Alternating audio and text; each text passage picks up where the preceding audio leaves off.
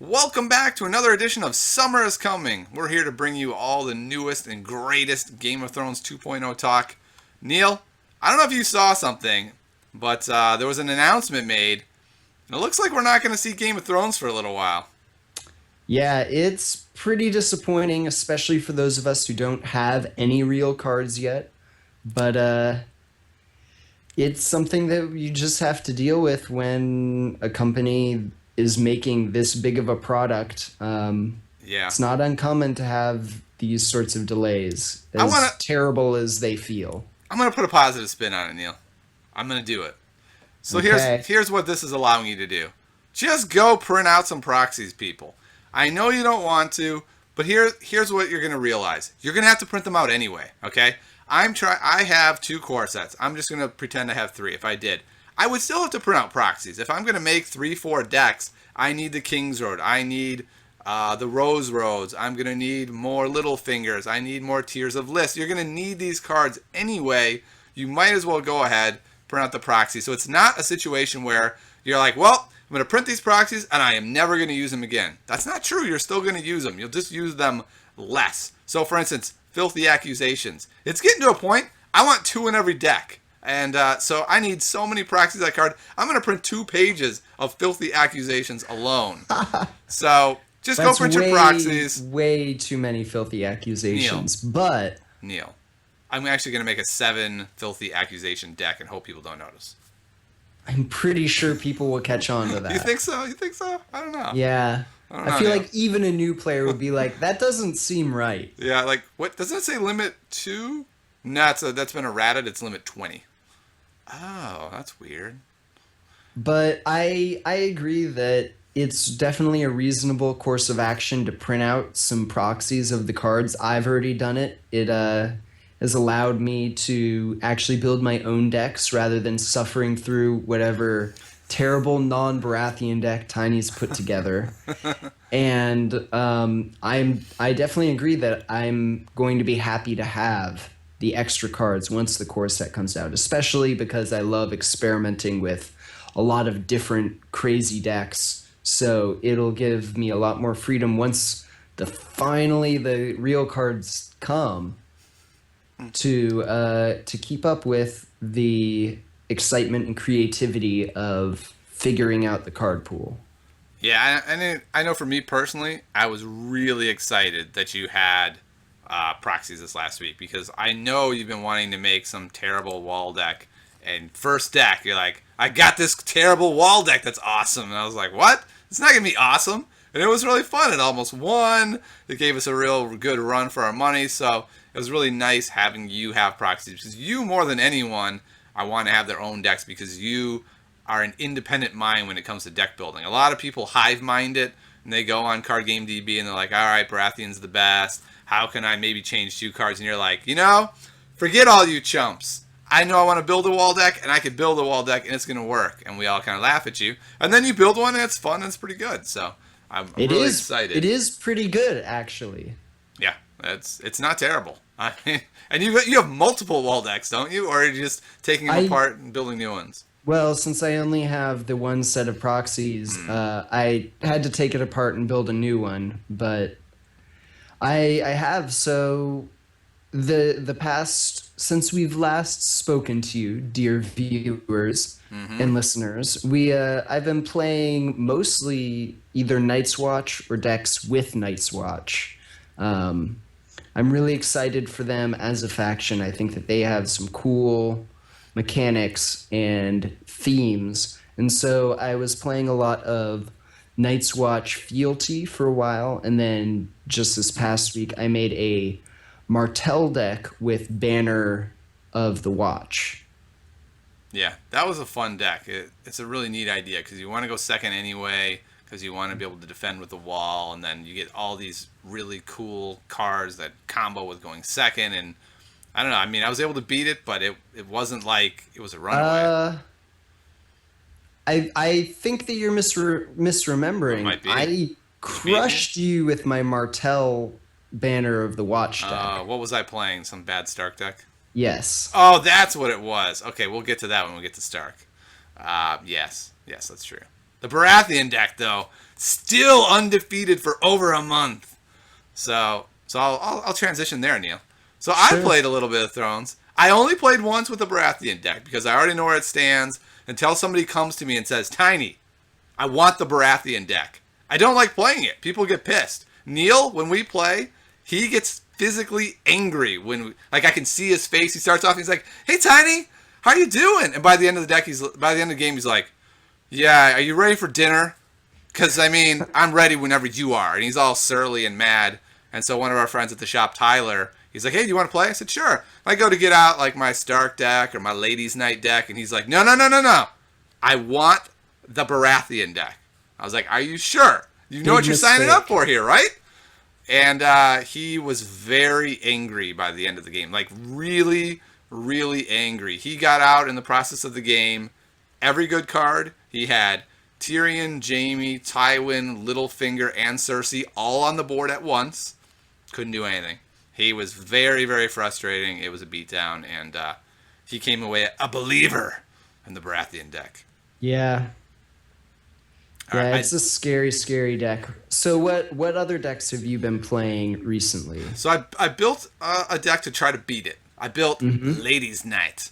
And so what it is, it's Targ paired with Asha. We're just going to call it the Asha faction.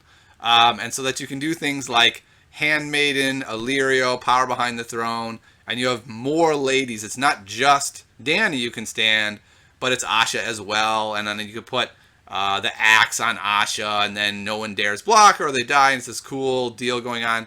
And it seemed really fun, and to be honest, it worked reasonably well. I gave somebody my Baratheon deck, and I was able to... He even attacked with Melisandre. I played Dracarys, killed her. Things looked like they might be okay, but he went turn 1, flopped Stannis, and then turn 1 played a duped Bob, and then turn 2 was Melisandre. And so when I Dracarys Melisandre, it was just putting a band-aid on this gaping wound that was already open. And there was nothing I could do. It was too much. Yeah, that sounds pretty ugly.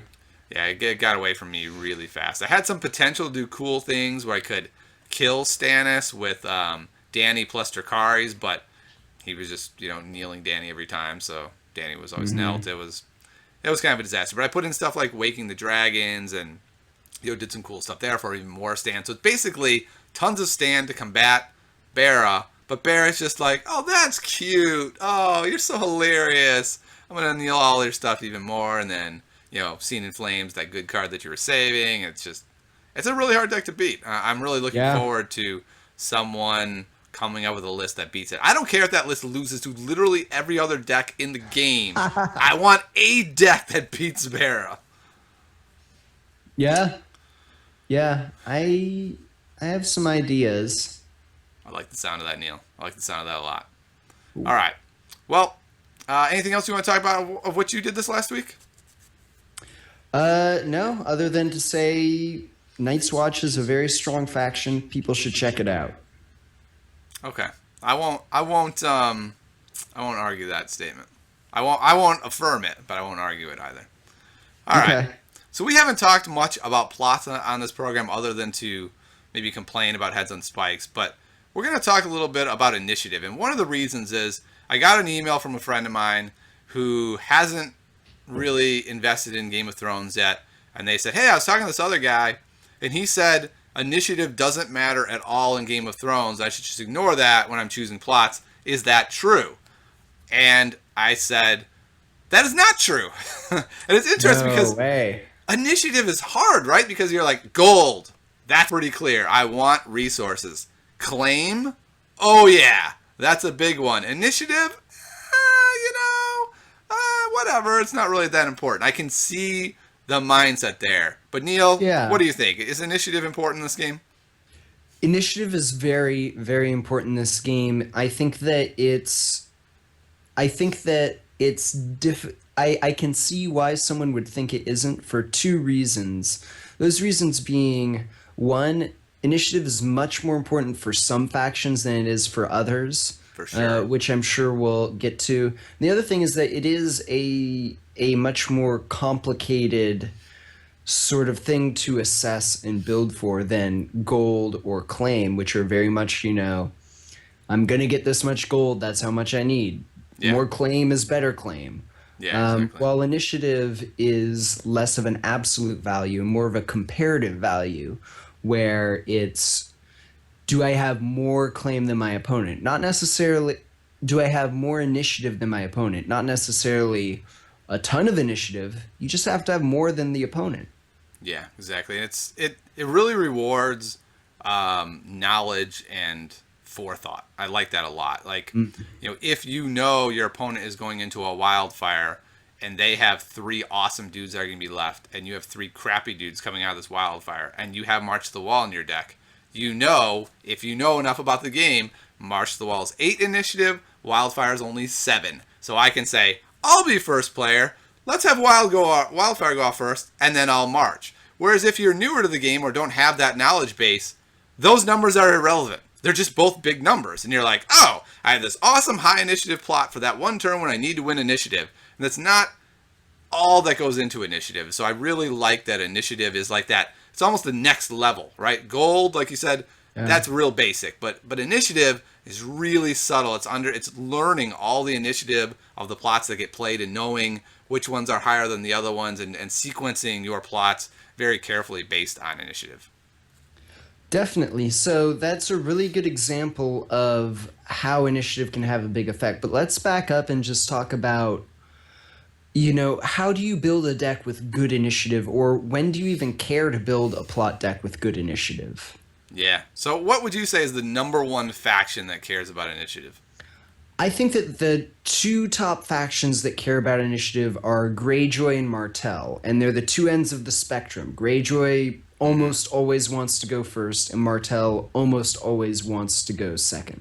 Yep, I would agree with that, but I would also say Baratheon really cares as well. It's less critical, but it gives them way more options. If you can go second as a Baratheon player, that's almost always the right call, giving you more ideas of who you want to hit. And then you also need to be able to shift into being able to go first for stuff like I've got Bob on the board and I have ours is the Fury. And so you're like, ooh, if I can attack first with Bob and then play Fury and stand him, it's going to be insane. Sure, I would say with pretty much any faction, you need to at least have one plot where you have big initiative, you can shift to going first to close out a game, even for Martell. Yeah. And I would also say that there are kind of three other factions that also care about initiative and have preference, but not to the same extent with cards triggering off of them. And I would say that's Baratheon and Night's Watch generally want to go second. Yep. And Stark, I would say, generally wants to go first. Yeah, I agree. They're generally trying to kill, so that whittles the board down for when their opponent goes. And then also they have a lot of standing effects based on their stuff dying or being attacked. Exactly. So now that you know kind of what your faction is going for, how do you generally, Tiny Grimes, go about thinking about initiative when you're building a plot deck?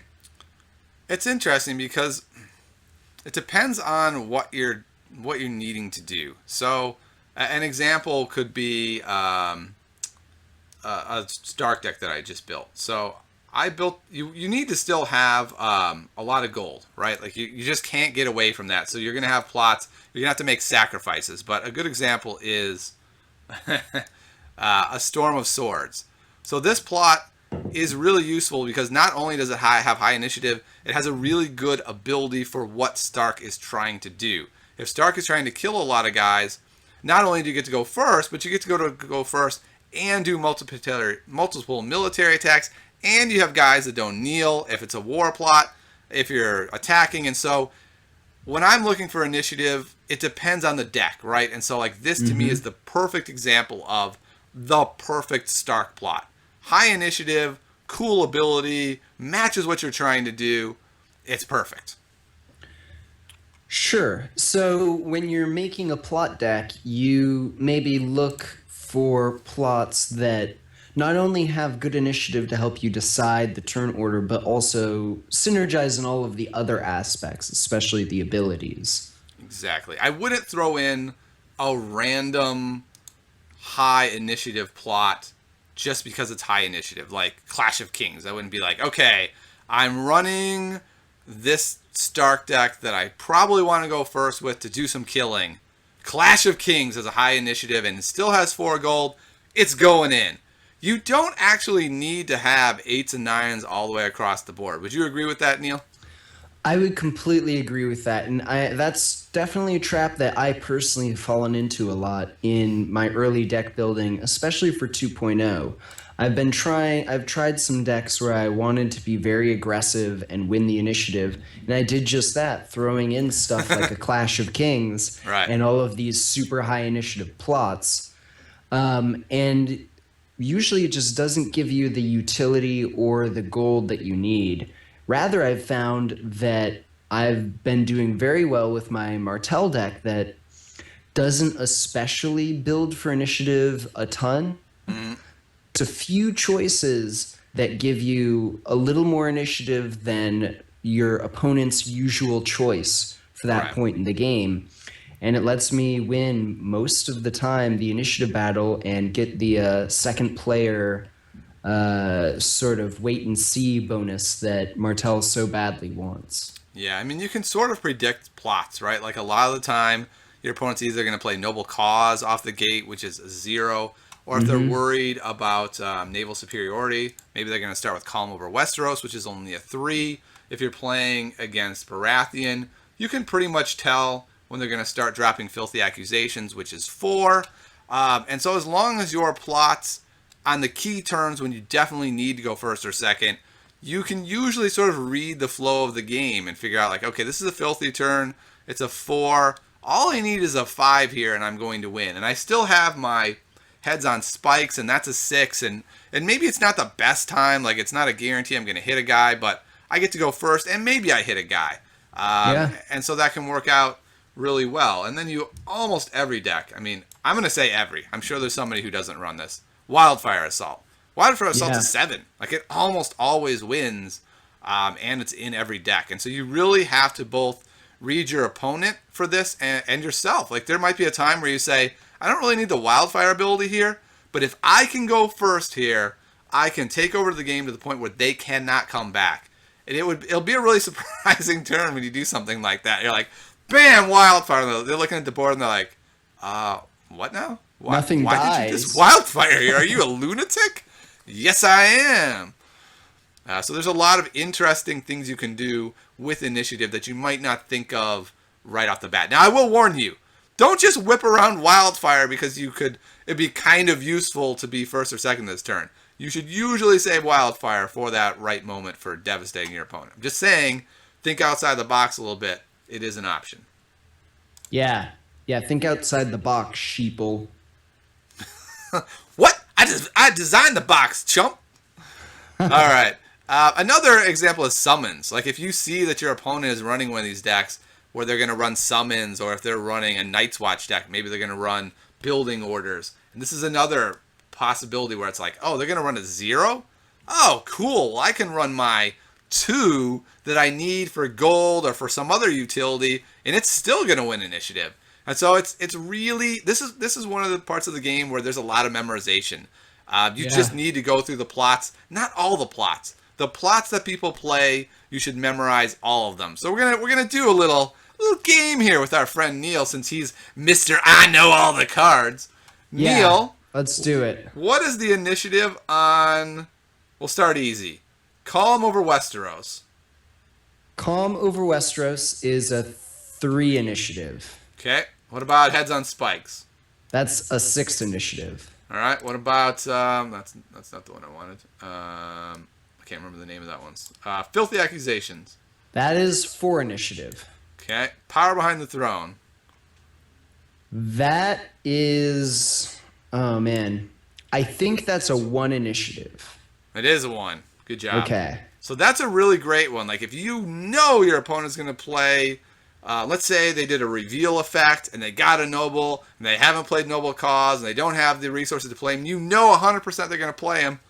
You can still win initiative just by playing Power Behind the Throne. Last one, Winds of Winter. I think that's 4 initiative. Man, I hate doing these games with you, Neil. It is 4 initiative.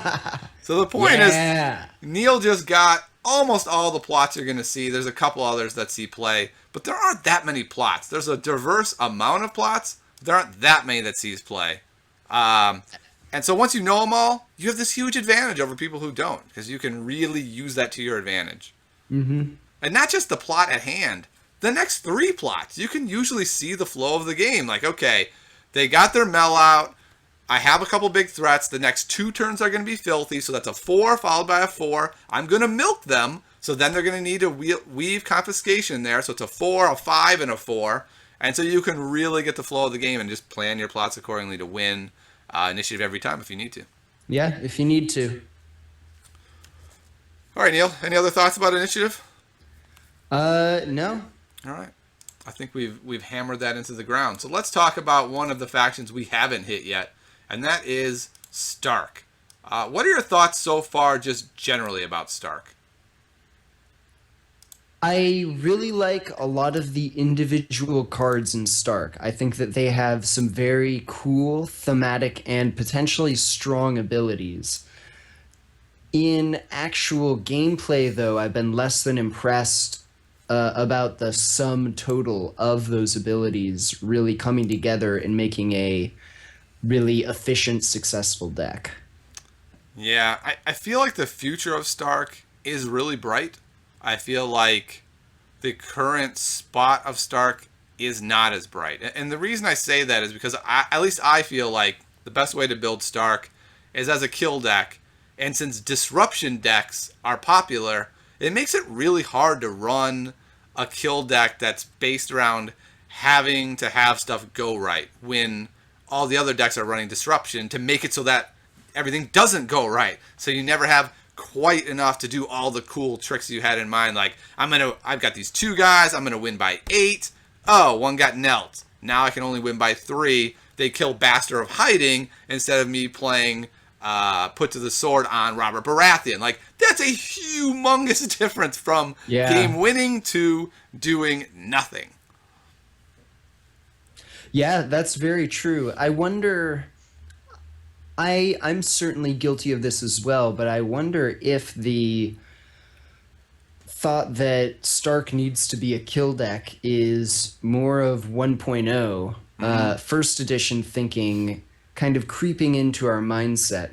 To be fair, I'm not sure what they do without focusing on kill. Yeah. They have a lot of interesting synergies that don't give a clear direction. Yep. But maybe they aren't meant to be quite as military heavy, attack and kill everything like they could do in first edition, where things died a little bit easier.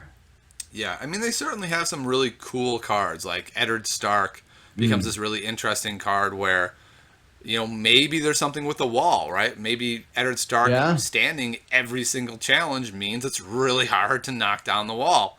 But yeah, I feel like a lot of cards do sort of lend themselves to this attack kind of mindset where you have things like Grey Wind, who's killing guys. Ice is killing a lot of cards. So I don't know. It becomes really tough. And Winter is Coming is boosting claim, which theoretically we're thinking one-dimensionally that's military, but maybe that's intrigue, right? Maybe becomes you pair it with Lannister and you play stuff like Winter is Coming to boost intrigue. Maybe. That would be that's kind of interesting. Yeah. I'd say for me, the toughest thing about this faction is that their best location means they pretty much have to play fealty because they have Gates of Winterfell, and so you really want to be able to get that extra draw. And I feel like Stark doesn't do great as just mono Stark. Like, I just feel like they don't have quite enough tools. You're forced to play the Wolf synergy. I think the Wolf synergy is just not there. I don't think it's strong enough. Yeah, I think there needs to be a few more wolves, and when you said their best location, Gates of Winterfell, I wanted to be like, no, that's not their best location. I think, but since they only get 2 locations, it is technically their best location. I just don't think it's a very good card. Yeah, and the other one... This is where we should get into our card reviews, or have we started already? Yeah, we have. Okay. The other one is the wolf location. Let's just start here. Gates of Winterfell. This is really strong when it works. Like, I've seen crazy stuff happen with this where you're like, I'll kneel Gates of Winterfell.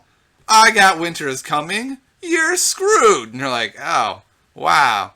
That was crazy powerful. But then the other side happens where it's like, Gates of Winterfell, kneel it. Here's that surprise card I have, and I don't get to draw it. And you're like, oh, cool. So you have a Tears of Lys. I was really surprised to see that. But I also know it's not coming till next turn. It's just the weirdest mechanic to have to reveal it even when it's not a start card you're drawing. Yeah, it's pretty unfortunate. And even if it is a good trick card that you draw into, you have to already have your gold saved Yep. in order to do that. The other card that this makes me think of is, of course, the top of your deck will synergize or anti-synergize with The Bear tickler. in the Mate. Bear yeah, in the both. Maiden Fair. Yeah. Wow, that's So- true. So against Tyrell, it's very difficult to kind of pull that off effectively if they can figure out the timing of when to use that. On the Yeah. other hand, maybe there's a deck with Stark bannered with Tyrell so that you So you can get it. stack your deck to make sure you draw that. Yeah, the only problem is you now have 12 Tyrell cards that are on top of your deck quite often when you go to play Gates of Winterfell. So it's a little bit of a both sides, right? If you could just play the Bear and the Maiden Fair and that's it, and then like a couple other Tyrell cards, it might be worth it. But I don't know. I'd be really nervous to try to pull that off. It sounds cool though. You would have to really cut down on your neutrals, I think, so that you could load up the Stark stuff. Oh yeah. And then they have the Wolf's Wood, which is a really cool location, right? It's great. They get ambushed. The problem is the wolves aren't that good. Like, I was kind of excited. I built a mono Stark deck, and I was like, this is gonna be cool. I have all these wolves, and I was like, these wolves suck. They're monocons. They're not. I don't even like unless you are dedicated kill and can eradicate their board. Winning a military claim doesn't do anything, right? Bastard in Hiding, dead. Shireen, dead, kneel that guy. Like, there's just... It doesn't do enough to hit one military. It has to be bunches of military. Yeah, and most of the wolves have. I think that they're trying to make up for them having only one icon by having some pretty cool abilities, and a lot of them do in fact have pretty interesting, somewhat useful abilities, but it also makes them very expensive. Like Grey Wind and Ghost are both really interesting, cool cards with flashy abilities, but are just so, dare I say, overcosted. Yeah, Grey Wind is such a weird card. 5 cost for a monocon. But he has Intimidate. So it's like Intimidate or kneel and just kill a guy. And so it's a really cool ability, but it's in the end it's a monocon. It gives you very little flexibility, and because it's 4 strength, Barra just laughs at it. It can kneel it every time with whatever it's called. Yeah, consolidating power. Yes, consolidation of power. So it's just really hard to make Grey Wind be worth 5 as a monocon. It's very rare, but when he works, it's bonkers, right? You're like, I'll attack with Grey Wind, win the military, and kneel Tyrion. And they're like, what? Oh my goodness, that card's the most broken card ever. And you're like, yeah, I know, he's amazing. And you ambushed him in, by the way, too. So. Yeah. So what other wolves are there for us to talk about? So we've got Summer, which is our favorite because Summer is coming. So it's true. I mean, he's kind of cool, or she's kind of cool, I suppose. You bring a guy back from the dead, so that can work out really well. I've had games where like I discard Bran, then I'm able to play her, bring Bran back, then play Bran. Now Summer has insight, but again, it's like it all has to go perfectly together. If your discard pile doesn't have cheap guys, then Summer does nothing. Yeah, I like Summer maybe the best of the direwolves, though, because 3 cost is pretty reasonable, and you're not horrified to pay 3 for a monocon, especially with 3 strength. So Summer, I think, is one of the better wolves. Yeah, I play Summer, period. If I'm playing Stark, I'm going to play Summer, despite... I'm saying for now, with a core set. In the future, that may not be the case. And then we have the direwolf pup, who...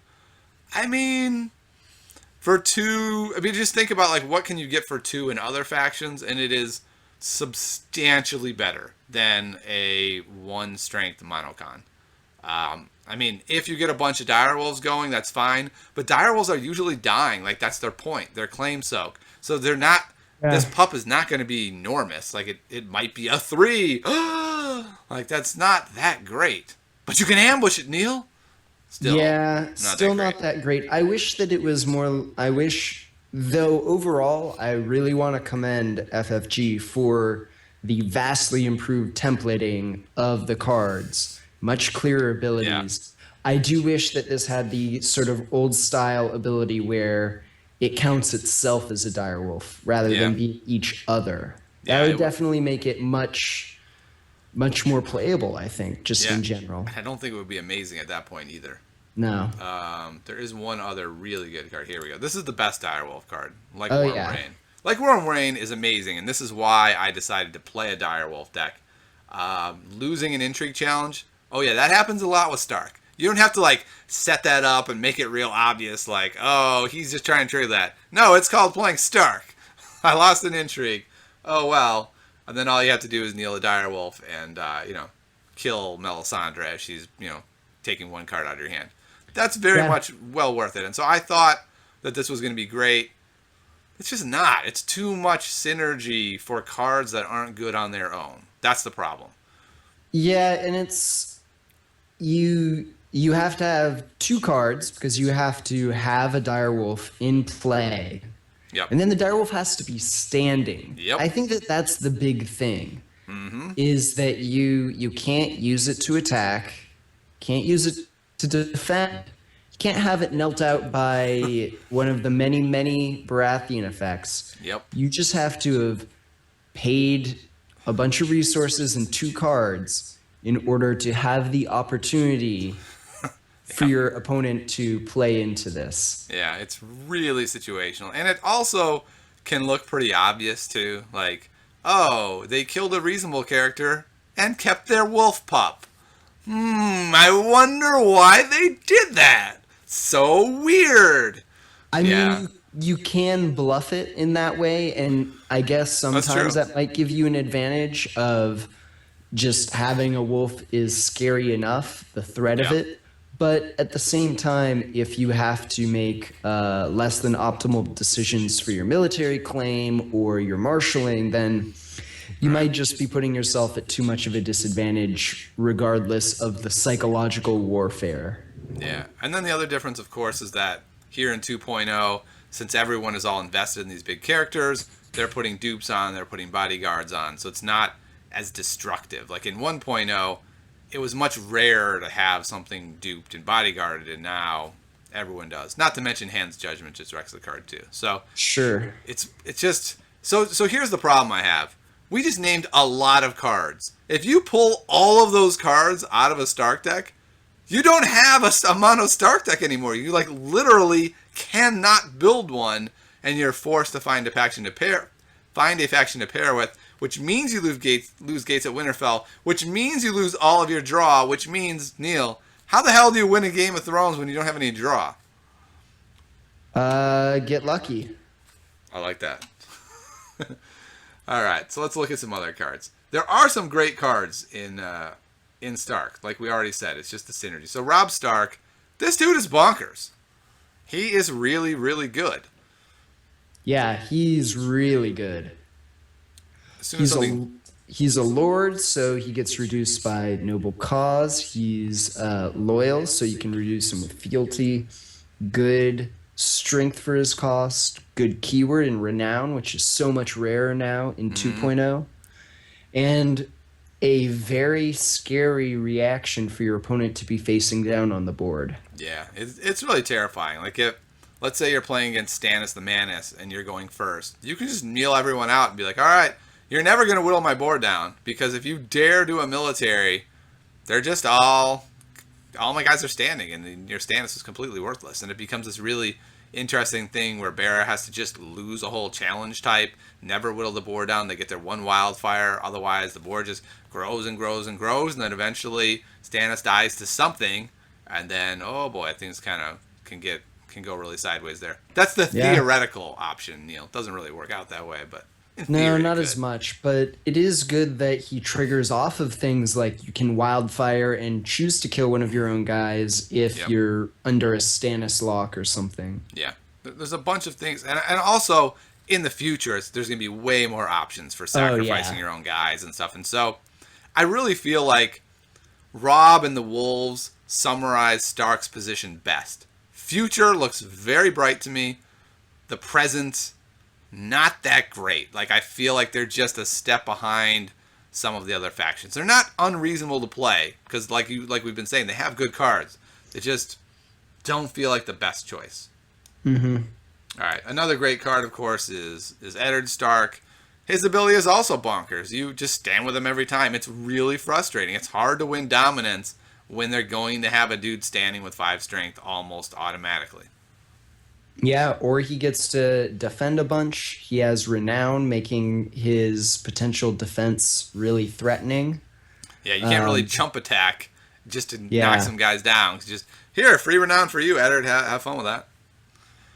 Yeah, he definitely still has the weakness of no intrigue icon. So even though he can stand when they declare an intrigue, they just waltz on by past him. Unless you're running Little Bird, and that's definitely, I think, a very reasonable choice if you're playing Stark, to run a few copies of the Little Bird attachment to give Eddard and Robb and some of these big beefy lords an intrigue icon. Yeah, I kind of feel like fealty is not the way to go with Stark because of that, because you need to kill events. At least I feel like. I feel like you want put to the sword. You probably want a couple little birds, and it's quickly squeezing you into plus 15 neutral cards. And so I built it as fealty. My fealty version I really didn't like. I felt like pairing it with something else or just putting in more neutrals was probably going to be better. Yeah. All right, let's move on to some other guys. Catelyn has an amazing ability, and for some reason, whenever I get her, I'm just kind of like, whatever. Like I feel like there aren't a wide variety of surprise effects yet where Catelyn is as valuable. And since you can't be in military, it doesn't stop something like put to the sword. It does stop Tears of List, which is really good. But I don't know, I just feel like I've never even had one game where I've drawn her and been like, yes, this is the answer card. I've always been like, I mean, I've got other cards I kind of want to play more than her. She rarely even hits the board for me. Am I just bad, Neil? What's going on here? I think that it is a facet of the card pool being pretty small. There just not being that many effects. There are a few cases that come to mind. Greyjoy has some pretty interesting challenge effects that they can do with Kraken's Grasp, with both of the warships. So she can stop some of that stuff. Yeah. But and she's also immune to Dracarys, which is kind of cool. Yeah, I guess that's cool. Yep, that's true. But, not only her, but anyone in a challenge with her, I guess. Yeah, so that's kind of cool. And her cost to strength ratio is really good, and those icons are definitely needed in Stark. I think she's a solid card who I think she is very good, but I think that people remember how good Brienne of Tarth was in first edition, who had the same ability. Yep. But she came out, I believe, a couple of cycles in. Yeah. And by that time, the card pool was big enough that effect was super powerful. Yeah, it was also on military, so that there was a lot of more devastating things couldn't be played. Like you couldn't use dupes and things like that. Yeah. So basically, the way I would evaluate Catelyn is I feel like on like a scale to 1 to 5, I'd give her like a 3.5 now. I put 2 in every single Stark deck, but I'm not that excited. But I feel like her future could easily move to even as high as a 5, depending on where the card pool evolves to. Sure, completely agree. All right. Well, since we're in such agreement, let's move on. Let's go to Neil's favorite card, Sansa Stark. Why do you love Sansa Stark so much, Neil? First off, she's not my favorite card. Now you're going to deny it. She's not my favorite. It does have very beautiful artwork, I have to say, like most of second edition. Yeah, for sure. she's a solid cost of strength by con. Yep. I think that her reaction can be very, very powerful. Gaining a power every time she stands, especially on a character like this that isn't going to be like the either the first or last choice for any sort of kill. She's not going to be something that you want to put to claim. She's also not going to be something that your opponent necessarily wants to try and put to the sword. So I think that a lot of times, depending on when you get her, she can really rack up some power if you get her early enough. And Neil effects kind of don't do a lot to her because she's going to get that power pretty much regardless. I think that she's a pretty cool, solid card. And it's also important to note, newer players, that if you play her on setup, she does not come into play knelt on setup. You get to ignore that part. So she gets to start standing if you get to flop her. And she has really good icons and cost. I like her. I put one in all my Stark decks right now. But I disagree that she lives very long. I feel like what happens is there's a wildfire, and she dies in the wildfire. Like I don't think I've ever had a game where she lived through the wildfire, and that's really the downside. If you're gonna wait post wild for her, you're not getting a lot of power. You might get 2 to 3 power. And if you put her down pre-wildfire and you have Rob out and you have Eddard out and you have Grey Wind out and you have Catelyn out and you have Arya out and you have all these great characters. That's a lot of characters to have out. That's how I roll, Neil. But my point is, I've never seen you with that big of a board. I think I would put her maybe like 6th or 7th just within the neutrals and Stark. And so I feel like there's a good chance she will die in the wildfire or to claim. And so that would be my hesitation, where I would say, I don't love her. I only put one of in. If she didn't come into play knelt, I'd maybe have 2. But I don't know. She dies. That's her role in my decks. But maybe I'm just wrong there. Maybe you haven't won a ton of Stark games. No, I really have not. So let's move to Arya. Arya is really fantastic. There's not a lot of stealth, and when there is, it's really useful. She gets an automatic dupe. The dupe gives her military. She's a lady, so a bodyguard works on her. I mean, she's just really solid card. You need these cheap cards. The problem is, like you said, for Sansa, you don't get the dupe on setup.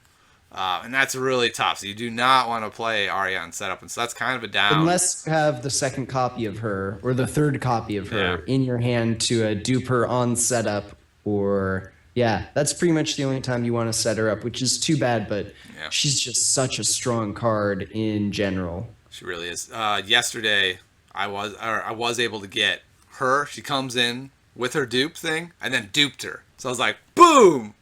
Double duped Arya. I like the military icon, so that was a lot of fun. I remember that. That was against me, wasn't it? I have no idea. Those games, all those losses ran together. My wins distinguished themselves.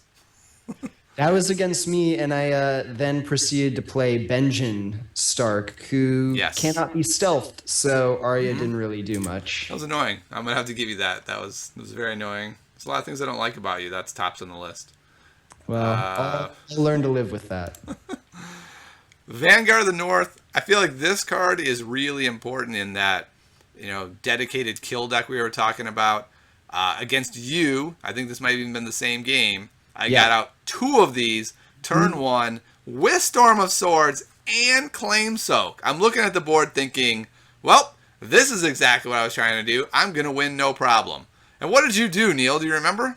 I do remember quite well. Yeah, it was annoying. I had a few things on the board, and I ended up putting down Varys. Mm-hmm. And let's back up. So before Varys came out, you first of all, the first turn, you had military. So I had to come with both of them, and you had Gaston Grey. Oh, Gaston Grey. So you were able to bounce one. And then that was on the Varys turn. On the Varys turn, I had a bunch of military on the board, and you had gold left, so I knew that I had to block so that your first challenge was not 5 or more strength. Mm-hmm. And I had to Gaston Grey to pop one of them back to your hand so that the second challenge would not be 5 or more strength, so that I could sacrifice other things to claim and have Varys survive, and then he just wiped the board, and from there I was able to build a pretty dominant position, and Yeah. that was pretty much the game. It was. And you also went second, so you bounced him, and I had about a hand of 4 cards. You pulled him. So I had no vanguards, nothing left. Like, I'm like, all right, in my dedicated kill deck, here's a military dude. Huh? And you're like, yeah, okay, that's cool. You're one military guy. I'm shaking in my boots over here. Yeah, so like we talked about, that disruption against this is so powerful. Like, if you can't disrupt it in a vacuum where you can just set these dudes down and you know nothing will happen to them, they are insane. But we don't play Game of Thrones in a vacuum. People play disruption, and they are monocons at that point. So they're cool. They fit in this dedicated kill deck. But I feel like these are some of the cards that put Stark in a dedicated kill deck. Because if you want to go mono Stark, you're forced to play stuff like these, the pups, and all this stuff that works off kill. And so you don't have a lot of options if you want to be mono Stark. Yeah, I think that the time for mono Stark is not now. Yeah, I agree. I think a lot of people will disagree with us. I think we'll get a number of comments about their amazing kill deck that never loses. And I'd be very interested to see it. So if you want to post your amazing kill deck, go for it. I'll give it a try. There's a lot of Baratheon in my meta that disrupts pretty much everything. See how their strength is 4 here? 4 here, Neil? Yeah. I do. 4 is a real rough spot to be in right now. Especially if you're a monocon that has one thing on its mind. All right. Well, we skipped over the last of the Stark children. Oh, we did. All right. I put up the Tumblestone. Let's do the Tumblestone first, and then we'll go over to Bran. Bran's a chump. All right. Now, Bran's pretty good. All right. Tumblestone Knight. Tumblestone Knight's great. Great. Love him. Let's move on to Bran. I think that's fair. Like, he'll be around for a while. Cheap. Bran. All right. See, I think we have different opinions on Bran. With Bran, I'm kind of like, he's all right. There aren't that many events that scare me right now. If I know someone's like a Tears of List deck, or if they're a Baratheon deck, maybe I'm happy to have him. But I don't know. What do you think about Bran? I like him overall. He can also just be a deterrent and slow your opponent down, even if he doesn't actually cancel their event, because they maybe know that he's there, so they're like, why am I going to bother saving gold and paying for this event that he's just going to cancel? Yeah, that's true. And they hold it in hand. Maybe you can intrigue it out. Maybe they go for trying to do 2 different events, and so they play a lesser event first, being like, you going to cancel? And you're just like, no, that's okay. And then they're still stuck not being able to play their Dracarys or their Put to the Sword or whatever. That's true. I guess I should take back what I said. He is pretty good. At only 2 cost also. He's pretty good. So, solid card. Yeah, definitely solid. And also, again, as we move forward and there's more varied events, he'll be better. I guess the point is right now I feel like most decks are very predictable in their events, and you can play around the predictable nature of events, and so cancels, while good, are slightly less important than they will be moving forward when it's harder to play around events. Because when someone could have 30 different events, it's really hard to play around them all. When they can only have winter is coming and Put to the Sword, you're like, okay, I know what's happening here. Or they have a standing dragon. I think they might have Dracarys. I don't actually need this guy as much as it looks like I do. Would you like to kill him? Oh, you did. Oh, no, you killed him. Right, these kind of things. Yeah. All right, let's see. Who have we missed? Oh, we've missed Winterfell Steward. Winterfell Steward, staple, right? Great. It's going to be interesting to see when we finally reach a point when these guys aren't staples. And I think it's going to be a while. It feels like 2.0 is much more reserved and conservative about resources. I think it's going to be quite some time. I agree. They'll stick around for a while. All right, let's move to the events then. We've already talked about one of them. Let's go to For the North. For the North is this event where, like, it's so blah, but it's pretty useful, and it cycles your deck a little bit, but it's only during military. It's only 2 strength. Like, does it really warrant a deck slot, Neil? That's what I'm always torn with. I generally feel like it doesn't. I don't like this event very much, but it does say the words draw one card on it, so I guess it's not that bad. Yeah, it's interesting. I think in a stark, fealty, dedicated kill deck, you probably play it because frankly you don't have a ton of options. But once you've started pairing it to another faction, I have a really hard time finding a slot for it Yeah. in those spots. Let's see, where is there other event? Have we gone through them all? Winter Oh is yeah, coming. yeah, we did all three. Okay, yeah, We haven't talked about winter is coming. yeah, we only alluded to it like 14 times. Yeah. But yeah, winter's coming. It's fantastic, right? It's really scary. Yeah. Whenever you're playing against Stark, that's the major card that just Yeah. is very scary when you're facing down Stark, and a lot of times you just kind of have to shake your head and be like, well, I might just have to eat a 2 or 3 claim military this turn. This is gonna be rough, but we'll see what happens. And it's even harder when they're running fealty and they didn't play anything that they could have knelt fealty for. And so then it feels even more random. Like, does he really have it? Because if he has it here, I'm going to be so pissed because there's nothing I can do about it. It feels so random. Oh, he does. Oh, son of a, I lost. Yeah. Some major character because I didn't have a great way to play around it. So it can be a total blowout card. But at the same time, it's like I was saying, it's highly predictable, right? Like, they want to play Winter is Coming. They want to up the claim, and so you can kind of play around that. I have a bunch of dupes. That's fine. I can give up the military claim and make sure I stop the intrigue. I don't have a bunch of dupes, and I really need to protect this board. You know what? I'm going to have to give up that intrigue in case they have the Winter is Coming to protect my board. You can play around it, but it is super strong for sure. Yeah. A card we haven't talked about yet is Ice. What do you think I think about that's Ice? the last card that we need to talk about for Stark. I think so too. I mean, we can talk about the Heart Tree Grove, but I think we can skip that. Yeah. So Ice, I was just looking at it again, and it's very expensive, but it's very, very strong. Yes, it really is strong.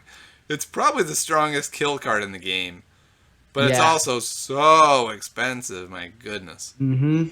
Because it really limits what you can play with it. So early game especially, when it would be most useful, before they have their dupes out, it's like half your turn is playing Ice. So you have to have this board that's set up and that you're very confident won't be disrupted. And we've already talked about how easy it is to disrupt things.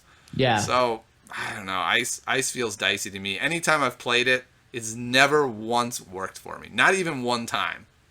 No, I mean, it does create a huge kind of threat field where your opponent just kind of either has to really win military, or they can't even let you try and do it, or they can't do it against you with a chump, because it's attack or defense. And the +2 strength, it's just such a scary threat for sure. Yeah. I mean, I feel like this card will be broken. I feel like it's a card that you want to play at least one of in your deck. Yep.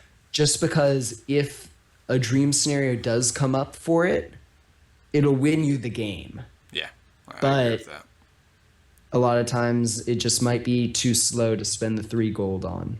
Yep. I don't know. Yeah. I also agree. I put it in every deck, but I only put one in. And I often have it in my hand, and it often sits there and goes, don't you wish this card wasn't so situational? Don't you wish you could just wreck your opponent's face right now? Like, if you could ambush it in, even for 5 or something ridiculous, like ambush +2, you'd be like, all right, this is now more flexible. Am I ever going to have 5 gold to ambush? Very unlikely, but at least it's another situation where it can be situational. Except for all of the times that you're ambushing in Greywind. There you go. You could instead ambush in Ice. If only. And then Ice doesn't go on tons of start cards. The pups can't hold it in their mouth. The vanguards can't have it. These are the dudes doing the military challenges. It's a rough card. It's rough. So I like it, but right now I would probably give it a 2 right now if I had to go a 1 to 5 scale, with the knowledge that it will definitely be better in the future, but I don't know. It's a really hard card to pull off. I like it theoretically, but In practice, I have not liked it so far. Yeah. All right, Neil. I think that takes us to my least favorite time of the show. Ooh, boy. The period where Neil looks like a genius and Tiny looks like a buffoon who doesn't know what he was doing. Oh, man. I have to pick a good one this time. See, I feel like you've played all the factions now and know them all pretty well. I was going to do a Stark card, but we just did Stark. I don't think there's a card in the set you don't know yet, actually. That's pretty high praise. Let's try Thank one. you. I think I can stump you, actually. I just realized something. I can be really devious. Oh, I man. like being devious. There's nothing more fun than being devious. All right, let's see. We're going to go real devious. All right, are you ready, Neil? I'm ready. Here's your card. It is Jousting Contest. Oh, we're going to plots. I have to. You forced my hand. Okay, let's see how well we can do. Jousting Contest gives you 4 gold. Yep. 1 claim. Yep. The initiative, I feel like it's somewhere in the middle-ish. I'm going to go with 2. You were so off. It was 3. Ah! And Jousting Contest, I'm not sure what the keyword on it is, which is actually pretty important with things like naval superiority. Yep. I'm going to guess that it is a kingdom plot. It's a war plot, actually. Really? Yeah, Interesting. So that does make it more interesting with like the vanguards. Yeah. And then the effect on it is that you can only declare 1 character per challenge as an attacker or defender. Yep. Good job. I should have picked a harder plot. As soon as I put that one up, I was like, that one's too easy. I don't remember the reserve on it. That's the last stat. You just guessed the standard. I'll guess 6. Oh my goodness, you're right. Okay. All right, what's my card, Neil? Your card. Give me something easy, please. This might be easy. Robert Baratheon? Superior Claim. Oh, I think I do know that one. It's an event. I think it costs 1. It could be 0, but I'm pretty sure 1. It says... It's 0. Okay. It says if you win a power challenge by 5 or more, you claim 3 power on your house. You claim 2 power on your house. Oh, it's only 2? It's only 2, but it's also 0 cost. Okay, that's fair. I think it was 3 in 1.0. Yeah, that sounds right. Oh, well. All right. Well, I think that wraps up the show today. Thanks for coming by, everybody. I hope you had a good time hanging out with us, and stay tuned for next week when summer is coming. We'll return again.